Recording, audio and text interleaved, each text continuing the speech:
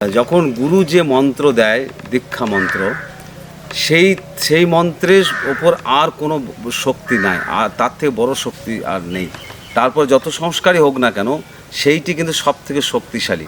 সেই জন্যে এর একটা তত্ত্ব আছে, মানে মানে বলছে যে শিষ্যের বা শিষ্যার এই যে কর্ণজনিতে গুরুর জিহ্বা লিঙ্গ কর্ষণ করে যে বীর্যপাত হয়, তাতে শিষ্য বা শিষ্যা গর্ভবতী হয় এবং তাতে দুটি সন্তান হয়। একটি হচ্ছে পুরুষ, একটা প্রকৃতি, একটার নাম সুখ, একটার নাম শান্তি। এইটি হচ্ছে তত্ত্ব। তা এটি হচ্ছে সব থেকে শক্তিশালী।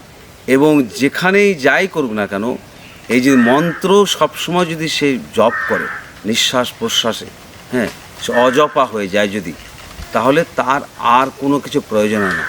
হ্যাঁ, এটি সাধন এবং সেটাই আত্মিক সাধন, এবং সেটা আত্মায় স্থিতিলাভ হয়, আত্মায় বিশ্রাম হয়। আর আত্মিক সাধনই সর্বশ্রেষ্ঠ সাধন, এর ওপরে আর কোনো সাধন হয় না।